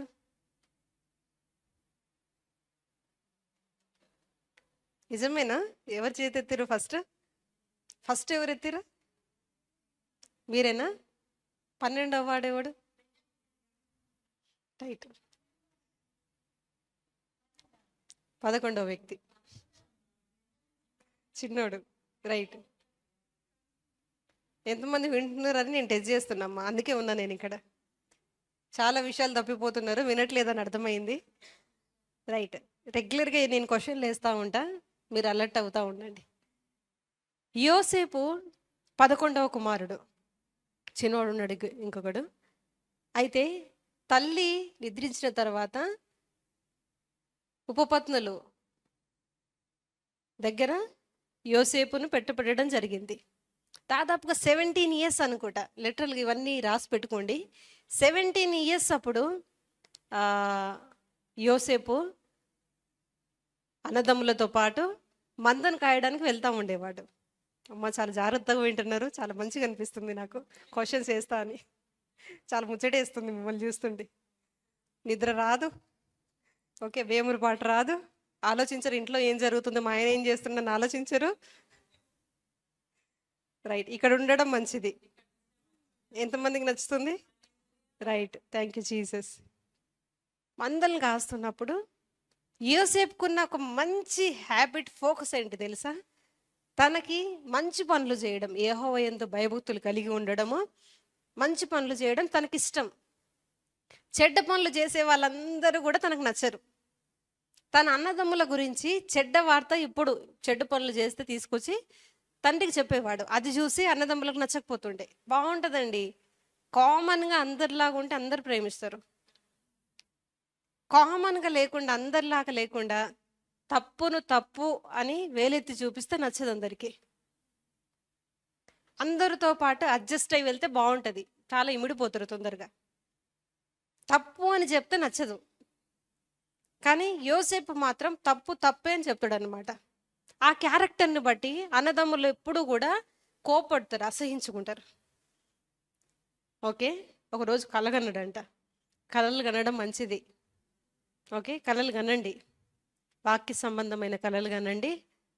యవనస్తులు దయచేసి అబ్బాయి కోసం కలలు కనకండి, అమ్మాయి కోసం కలలు కనకండి. ఇక్కడ ఎవరు లేరు, చాలా తక్కువ, ఒకరు మాత్రమే ఉన్నారు. దేవునికి స్తోత్రం. అది త్వరలోనే నీకు వివాహం అవుతుంది. మా స్త్రీలలో నువ్వు జాయిన్ అయిపోతావమ్మా. నేను పలుకుతున్నా, వివాహం కానీ ఆడపిల్లలు ఉమెన్స్ మీటింగ్ వస్తే, ఒకవేళ మీకు వివాహాలు అవ్వాలి అని ఆశ ఉంటే ప్లీజ్ ఈ CHM ప్రతి శనివారం 7 గంటల నుంచి 9 గంటల వరకు జరిగే స్త్రీల కూటమికి రండి. మీకు త్వరలోనే వివాహాలు జరుగుతాయి. Praise the Lord. ఈ గుంపులో, సింహపు గుంపుల్లో మీరు చేర్చబడతారు. నేనేమన్నా మిమ్మల్ని సింహాలన్నమ్మా, గర్జించే సింహాలు మీరు. Thank you Jesus. సింహాలు గర్జనతోటి సమూహం ఏర్పడుతుంది, అరుస్తుంది సింహం, వచ్చేసేయండి అని. మీరు అలా అరుస్తూ ఉండండి, వాక్యం ఎత్తిపట్టి ప్రార్థన చేస్తూ ఉండండి. చాలామంది ఈ ఉమెన్స్ మీటింగ్లో జాయిన్ అవుతారు, ఆ సీక్వెన్స్లో జాయిన్ అవుతారు మీతో పాటు. Praise the Lord. కలలు కన్నారు. ఏది? తన పన నిలబడడం, అన్నదమ్ముల పన వంగి సాష్టంగపడడం. ఇంకొక కలగన్నాడు. అప్పటికి కోపం వచ్చేసింది వాళ్ళకి. మళ్ళీ కలగన్నాడు, మేమందరం మీకు దాసులం అవుతావా, మమ్మల్ని ఏళ్తావా, నువ్వు అధికారి అవుతావా, నీకు బుద్ధి ఉందా, నువ్వు 11ఓడివి, మాకంటే చిన్నోడివి, నీకంటే చిన్నోడు ఒకడు ఉన్నాడు, వాడికి పోయి చెప్తే బాగుంటుంది కానీ మేము పెద్దోళ్ళం అని అనుండొచ్చు మేబీ. మళ్ళీ రెండో కలగన్నాడు. ఏంటి? సూర్య చంద్ర నక్షత్రములు, సూర్య చంద్రుడు 11 నక్షత్రములు సాష్టంగపడడం. దీన్ని బట్టి అనుకుంటారు ఈయన 12వ వాడు అనుకుంటారు కొంచెం. అప్పుడు తండ్రి కూడా అన్నాడంట, నేను తల్లి కూడా నీకు సాష్టంగా పడతామా, నీకు బుద్ధి ఉందా అని భయపెట్టిండంట. ఈయన మాత్రం దేవునికి స్తోత్రం, నాకు దేవుడు చూపించిండిదే, నాకు దేవుడు చూపించిండిదే అని అనుకున్నారు. దాని తర్వాత మనం క్లుప్తంగా చూసుకుంటే ఎంత కోపం వచ్చిందంటే వాళ్ళకి చంపాలన్నంతే కోపం వచ్చింది. నా శత్రువుల ఎదుట నీవు నాకు భోజనము సిద్ధపరచదు. Praise the lord. Don't worry అమ్మా, నీ ఎదుగుదలను చూసి అసహించుకుంటే డోంట్ వరీ, చెప్పు, నా శత్రువుల ఎదుట నీవు నాకు భోజనము సిద్ధపరచదు. నేను పంచభక్ష పరమాణాలతో వాళ్ళ ముందు తింటా ఉంటా. నేను నా బల్ల మీద అన్నీ ఉన్నాయి, పంచభక్ష పరమాణాలు అంటారు కదా, ఇది ఉంది అది లేదు, నాన్ వెజ్ ఉంది, వెజ్ ఉంది, స్వీట్స్ ఉన్నాయి, ఇంకా ఫ్రూట్స్ ఉన్నాయి, అన్నీ ఉన్నాయి నా బల్ల మీద. చెప్పండి, అన్నీ ఉన్నాయి నాకు. స్వీట్ ఉంది, హాట్ ఉంది. స్వీట్ ఉందా, హాట్ లేదా అని అంటారు కదా, నో, అన్నీ ఉన్నాయి నా దగ్గర, ఏది కావాలంటే అది తీసుకోవచ్చు మీరు. Praise the Lord. మీరు వండకుండానే అవన్నీ వచ్చేస్తున్నాయి, మీరు కష్టపడకుండానే మీ దగ్గరికి వచ్చేస్తున్నాయి. ఇట్లా చేస్తావా? గొంతులు పడేసారు, గొంతులో నుంచి అమ్మేసారు. పోతీఫర్ ఇంటికి వెళ్ళిండు. పోతీఫర్ ఇంటికి వెళ్తే ఒక చిన్న విషయం మీద, చెయ్యని తప్పు మీద జైలుకి వెళ్ళిండు. మీరు యోసేపు గురించి చదువుతా ఉంటే ఎక్కడికి వెళ్తే అక్కడికి దేవుడు ఆయనకు తోడయుండి ఆయన దీవించాడు. ఆయన దీవించడమే కాదు, యోసేపుని ఎవరు చేర్చుకున్నారో వాళ్ళు కూడా దీవించబడ్డారంట. మీరే కాదు, మిమ్మల్ని ఎవరు చేర్చుకుంటారో వాళ్ళు కూడా దీవించబడతారు. మీ దగ్గరకు వచ్చి ప్రైజ్ ద లార్డ్ అక్క, ప్రైజ్ ద లార్డ్ సిస్టర్ అని ఎవరు అంటారో వాళ్ళు కూడా దీవించబడతారు. Thank you Jesus. అక్కడి నుంచి జైల్లో పానదాయకుడు, భక్షకారుడు, ఇద్దరికి కళ్ళు వచ్చినాయి అట్ ద సేమ్ టైం. కళలు కనడమే కాదు, కళల భావం కూడా మీకు తెలుసు. కళలు కనడమే కాదు, ఆ కళల్ని సాధించుకోవడం కూడా మీకు తెలుసమ్మా. Praise the lord. 2 కళలు వచ్చాయి. పానదాయకుడు నువ్వు సేవ్ అవుతావు, పక్షకారుడు నువ్వు చనిపోతావు. అయిపోయింది, వెళ్ళిండు. 2 సంవత్సరాలు అయింది. నేను అంటున్నా మేలు చేస్తూనే ఉన్నాడు, బట్ అందరు మర్చిపోయింది ఆయన గురించి. ఒకటి తర్వాత ఒకటి దెబ్బ పడుతూనే ఉంది, కానీ ఎప్పుడు కూడా తన ఫోకస్కి అవన్నీ అడ్డు రాలేదండి. గురి యొద్దకే నేను పరిగెడుతున్నా. Please dear sister, dear brother, మీకు వచ్చే అన్నీ కూడా మీ దృష్టిని మరలించే అన్ని పరిస్థితులు కూడా ఏవి కూడా అవి మీ మీదకి తెచ్చుకోకండి, మీ దృష్టి మీదకి తెచ్చుకోకండి దయచేసి. మీ ఫోకస్ చాలా టార్గెట్ ఫిక్స్ చేసి పెట్టుకోండి. Thank you Jesus. ఒక రోజు వచ్చింది, ఎవరి కళ వచ్చింది? ఫరోకే వచ్చింది కళ. ఆ కళ భావాన్ని చెప్పిన తర్వాత ఐగుప్తు దేశం మీదనే ఆయన అధికారిగా అధిపతిగా నిలబడడం జరిగింది. ఒకసారి ఒక మాట చూసుకుందామా? ఆది కాండము చివరి అధ్యాయం అమ్మ, ఒకసారి వెళ్దామా? అధ్యాయం గురించి, తన అన్నదమ్ములతో మాట్లాడిన విషయం గురించి చూసుకుందాము. ఆది కాండము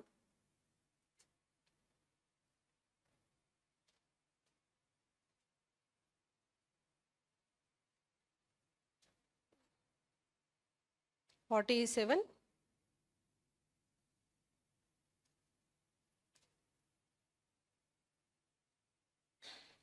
46, 45, రైట్. 5వ వచనం చదువుకుందాము. అయినను నేను ఇక్కడికి వచ్చి, ఓకే, స్క్రీన్ పైన పెట్టండి, మీరు అందరు చదవండి అమ్మ, ఒకసారి చదవండి. అయినను నేను ఇక్కడికి వచ్చినట్లు ఓకే, మీరు నన్ను అమ్మి వేసినందుకు దుఃఖపడకుడి. ఓకే, అది మీకు సంతాపము పుట్టింపనీయకుడి. ఓకే, ప్రాణ రక్షణ కొరకు దేవుడు మీకు ముందుగా నన్ను పంపించెను. Praise the lord. Don't worry dear sister. ఎవరన్నా మిమ్మల్ని బాధ పెడితే అది మంచిది. పాప అంటారు కదా, గుడ్ పీపుల్ ఉంటారు, పర్ఫెక్ట్ పీపుల్ ఉంటారు కదా. 2 పీపుల్స్ గురించి చెప్తారు. మంచి వాళ్ళు మిమ్మల్ని ఆపేస్తారు, చెడ్డ వాళ్ళే మంచోళ్ళు మిమ్మల్ని పంపేస్తారు, అక్కడి నుంచి కూర్చోరు. అన్నీ బాగుంటే మీరు కూర్చుంటారు, అన్నీ బాగాలేదనుకోండి మీరు కూర్చోరు, వెళ్ళిపోతారు. అక్కడ యోసేపు గారు అదే అంటున్నారు, ప్రాణ రక్షణ కొరకు దేవుడు మీకు ముందుగా నన్ను పంపించాను. నెక్స్ట్ వచనం, 2 సంవత్సరముల నుండి దేశములో ఉన్నది, కరువు దేశములో ఉన్నది, ఓకే, కోతయైనను లేని సంవత్సరములు ఇంకా 5 వచ్చును. 5 వచ్చును. మిమ్మును ఆశ్చర్యముగా రక్షించి దేశములో మిమ్మును శేషముగా నిలుపుటకును, ఓకే, ప్రాణముతో కాపాడుటకును దేవుడు మీకు ముందుగా నన్ను పంపించాను. Praise the lord. నెక్స్ట్ వచనం, లేచి నిలబడదాము. కాబట్టి దేవుడే కాని మీరు నన్ను ఇక్కడికి పంపలేదు. కాబట్టి దేవుడే గాని మీరు నన్ను ఇక్కడికి పంపలేదు, నేనే వచ్చా ఇక్కడికి. దేవుడి దర్శనాన్ని తీసుకొని వచ్చా. నేను మీతోనే అంటున్నా, మీరు ఇక్కడ ఖాళీగా ఫ్రీగా లేరు. ఇక్కడ దేవుడు మిమ్మల్ని తీసుకొని వచ్చిండు ఇక్కడికి. ఉమెన్స్ మీటింగ్కి దేవుడు మిమ్మల్ని తీసుకొని వచ్చిండు. మీరు ఖాళీగా లేరు. చెప్పండి, చేతులు చాపి, నేను ఖాళీగా లేను. నా చేతుల నిండా పనుంది, నాకు బాణం ఉంది చేతిలో, టార్గెట్ ఉంది ముందు. నేను ఫిక్స్ చేసిన, లాక్ చేసేసిన నా టార్గెట్ని. Praise the lord. Thank you Jesus. కాబట్టి దేవుడే కానీ మీరు నన్ను ఇక్కడికి పంపలేదు. ఆయన నన్ను ఫరోకు తండ్రిగాను అతని ఇంటి వారందరికీ ప్రభువుగాను ఐగుప్తు దేశం అంతటి మీద ఏలికగాను నియమించెను. Praise the lord. నెక్స్ట్ వచనం,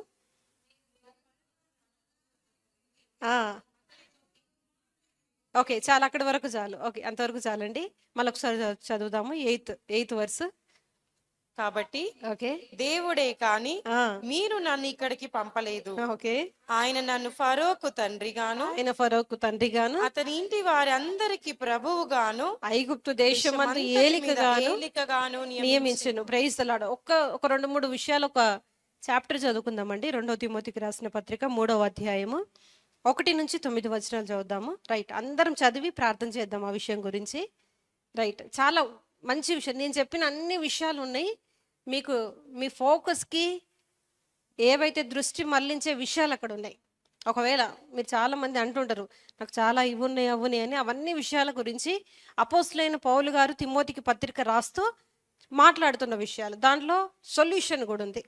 ఓకే, చాలా క్లుప్తంగా నెమ్మదిగా ఆలోచించి చదవండి అందరూ కలిసి. Okay right. అంత్య దినములలో, ఓకే మైక్ తీసుకోమ్మా, నీతో పాటు చదువుతారు.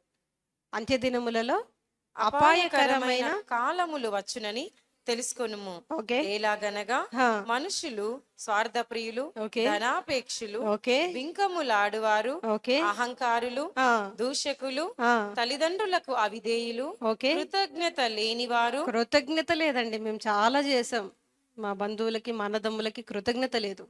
రైట్. ఓకే అపవిత్రులు, ఓకే అనురాగ రహితులు, ఓకే అతి ద్వేషులు, ఆ, అపవాదకులు, ఓకే అజితేంద్రియులు, ఓకే క్రూరులు, ఓకే సజ్జన ద్వేషులు, ఓకే ద్రోహులు, ద్రోహులు, మూర్ఖులు, ఆ, గర్వాంధులు, ఆ, దేవుని కంటే సుఖానుభవమును ఎక్కువగా ప్రేమించువారు, ఓకే. పైకి భక్తి గల వారి వలె ఉండి పైకి భక్తి గల వారి వలె ఉండి దాని శక్తిని ఆశ్రయించని వారునై ఉందురు. దానిని శక్తిని ఆశ్రయించని వారునయ్యుందురు. ఓకే, ఇట్టి వారికి ఆ. విముఖుడవై ఉండుము. ఒక్క నిమిషం.